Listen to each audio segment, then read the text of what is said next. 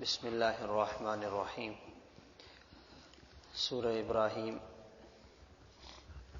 13واں پارہ، آیت نمبر 32، 33 اور 34 کا ترجمہ یہ ہے: اللہ الذی خلق السماوات والارض، اللہ تعالی نے آسمانوں اور زمین کو پیدا کیا، وانزل من السماء ماء، اور آسمان سے بارش برسائی، فاخرج به من الثمرات رزقا لکم، جس کے ذریعے زمین سے طرح طرح کے پھل نکالے جو تمہارے لیے رزق کے کام آتے ہیں، وسخر لکم الفلک لتجری فی البحر بامرہ، اور تمہارے لیے کشتیوں کو مسخر کیا، وہ اللہ کے حکم سے سمندر میں چلتی ہیں، وسخر لکم الانہار، اور تمہارے لیے نہروں کو مسخر کیا، وسخر لکم الشمس والقمر دائبین، اور تمہارے لیے چاند اور سورج کو مسخر کیا جو ہمیشہ چلتے رہتے ہیں، وسخر لکم اللیل والنہار، اور تمہارے لیے دن اور رات کو مسخر کر دیا، وآتاکم من کل ما سألتموہ، اور تم نے جو کچھ بھی اللہ سے مانگا وہ تمہیں عطا کیا، وَإِن تَعُدُّوا نِعْمَةَ اللَّهِ لَا تُحْصُوهَا، اگر تم اللہ تعالیٰ کی نعمتوں کو گننا چاہو تو نہیں گن سکو گے، إِنَّ الْإِنسَانَ لَظَلُومٌ كَفَّارٌ، بے شک یہ انسان بڑا نا انصاف ہے اور بہت ناشکر ہے۔ یہاں اللہ تعالیٰ نے کائنات میں پھیلی ہوئی اپنی قدرت کی نشانیوں کو بطور انعام اور احسان کے یاد فرمایا۔ آسمان اور زمین کا نظام، بارش کا نظام، پھر زمین سے غلوں کا انسان کی ضرورت کے لیے نکلنے کا نظام، یہ سب اللہ تعالیٰ نے اپنی قدرت سے انسان کے لیے پیدا فرمایا۔ اور اسی طرح سفر کے لیے قدیم زمانے میں لوگ یا تو جانوروں پہ سفر کیا کرتے تھے یا سمندری سفر ہوا کرتا تھا۔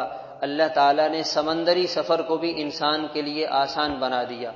آج بھی بڑے بڑے بحری جہاز منوں اور ٹنوں کے حساب سے سامان اٹھا کر ایک ملک سے دوسرے جگہ منتقل کرتے ہیں۔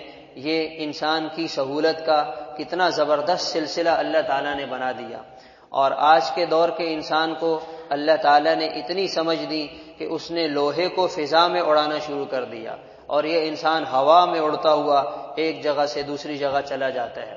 اگر قدیم زمانے کے لوگوں کو اس قسم کی بات بتائی جاتی تو انہیں یقین بھی نہ آتا۔ پھر انسان نے اور ترقی کر لی، یہ بے جان چیزیں بولنا شروع ہو گئی۔ ہمارے پاس یہ جو بے جان جیب میں آلہ ہوتا ہے یہ بول رہا ہوتا ہے، اس کے اندر سے آواز آتی ہے۔ قدیم زمانے کے لوگوں کو اگر یہ بات بتلائی جاتی تو وہ ہرگز یقین نہ کرتے۔ ایک آدمی مشرق میں بیٹھے اور وہ مغرب میں بیٹھے انسان کو دیکھ بھی رہا ہے، اس کی آواز بھی سن رہا ہے، اس کے ساتھ بات بھی کر رہا ہے۔ بڑی بڑی گاڑیاں بول رہی ہوتی ہیں، آپ کو بتاتی ہیں سامنے یہ جمپ آ گیا، آپ کا یہاں ایکسیڈنٹ ہو جائے گا، آپ ادھر مڑیں، آپ ادھر جائیں۔ یہ کیسی اللہ تعالیٰ نے انسان کو عقل دی ہے کہ جس کے ذریعے وہ یہ سارے کام کر رہا ہے۔ یہ انسان کا اپنا کمال نہیں ہے، یہ اللہ کی دی ہوئی نعمت ہے۔ اگر اللہ تعالیٰ اس عقل کو فیل کر دے تو یہ بندہ ساری چیزیں کیسے بنائے گا؟ یہ سب چیزیں انسان کی خدمت میں لگائی ہیں۔ وَسَخَّرَ لَكُمُ اللَّيْلَ وَالنَّهَارَ، یہ اللہ تعالیٰ نے دن رات کو انسان کے لیے مسخر کر دیا۔ جب رات آتی ہے تو انسان کے جسم میں اللہ تعالیٰ نے فطرتاً ایک ایسا سینسر لگایا ہے، اسے خود بخود نیند آ جاتی ہے۔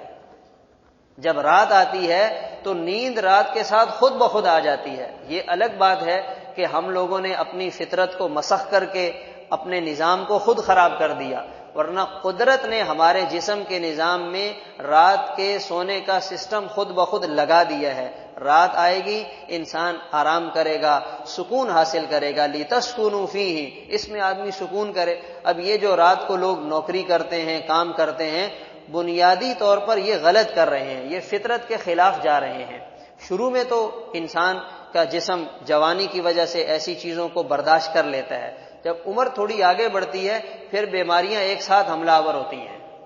جب قدرت کے خلاف، فطرت کے خلاف بندہ چلتا ہے، ایک حد تک وہ چل جاتا ہے، پھر اس کے بعد بیماریاں آنا شروع ہو گئیں، پھر قبل از وقت انسان بوڑھا ہو جاتا ہے۔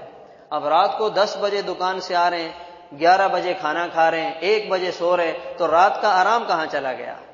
تو یہ ہم نے خود خراب کیا ہے۔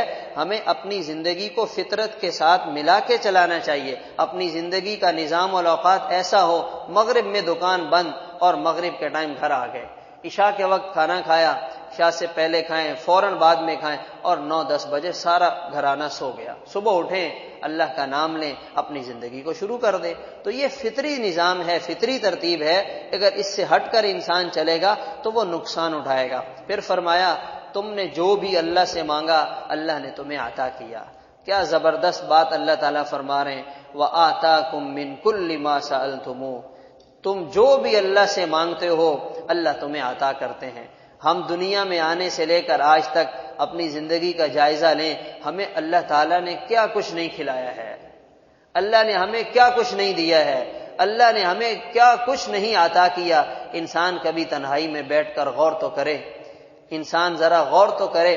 آپ صلی اللہ علیہ وسلم نے فرمایا جب بندہ اللہ سے مانگتا ہے اللہ تعالیٰ اس کی دعا کو ضائع نہیں فرماتے۔ اگر وہ چیز اس کے لیے بہتر ہو وہی چیز مل جاتی ہے، وہ چیز بہتر نہ ہو کوئی اور چیز مل جاتی ہے، کوئی اور چیز نہ اللہ تعالیٰ دیں، اس دعا کی برکت سے آنے والی مصیبت کو ٹال دیتے ہیں۔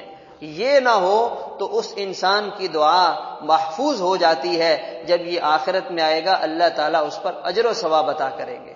وَآتَاكُم مِّن كُلِّ مَا سَأَلْتُمُوهُ، اور جب انسان کو آخرت میں اپنی ان محفوظ دعاؤں پر اجر و ثواب ملتا ہوا نظر آئے گا، وہ تمنا کرے گا کاش دنیا میں میری کوئی دعا قبول نہ ہوتی، کاش دنیا میں میری کوئی دعا قبول نہ ہوتی، اور آج یہ انعام اور یہ اجر و ثواب مل جاتا۔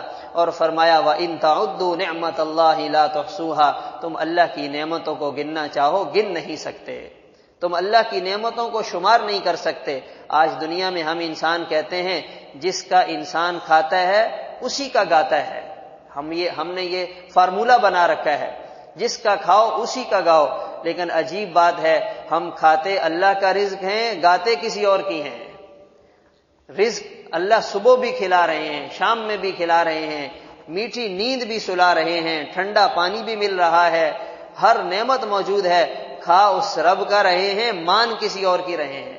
ہمارا ملازم ایک دن نہ مانے، دوسرے دن کان سے پکڑ کے فارغ کر دیتے ہیں، اپنا کام کرو، مگر وہ عظیم رب اور وہ رحمان اور مہربان رب اس کی شان رحیمی کے کیا کہنے، وہ نافرمانوں کو بھی دے رہا ہے، وہ کافروں کو بھی کھلا رہا ہے، وہ سب کو دے رہا ہے۔ وَإِن تَعُدُّوا نِعْمَةَ اللَّهِ لَا تُحْصُوهَا، اللہ کی نعمتوں کو ہم شمار نہیں کر سکتے۔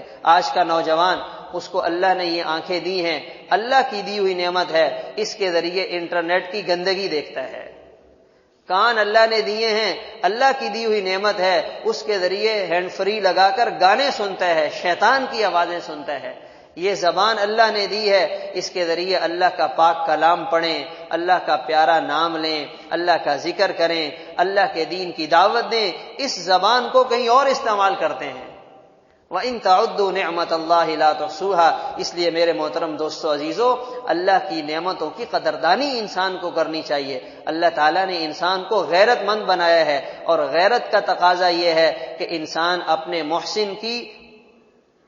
محسن کی ناشکری نہ کرے، احسان فراموشی نہ کرے، اس کے احسان کو پہچانے۔ اور پھر اللہ نے انسان کی حقیقت کو بتلایا، اِنَّ الْإِنسَانَ لَظَلُومٌ کَفَّارٌ، یہ نا انصاف بھی ہے، نا شکرہ بھی ہے، کھاتا بھی ہے اور اپنی منمانی بھی کرتا ہے۔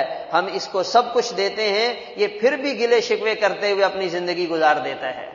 تو اللہ تعالیٰ نے انسان کی حقیقت کو بتلایا، تو ہمیں ایک ایک نعمت کو استعمال کر کے اللہ تعالیٰ کا زبان سے بھی شکر ادا کرنا چاہیے، اور عملی شکر اللہ کی مان کر چلنا، اللہ کے حکموں کو زندہ کرنا، اصل شکر یہ ہے، اس کا بھی ہمیں اہتمام رکھنا چاہیے۔ اللہ تعالیٰ عمل کرنے کی توفیق عطا فرمائے۔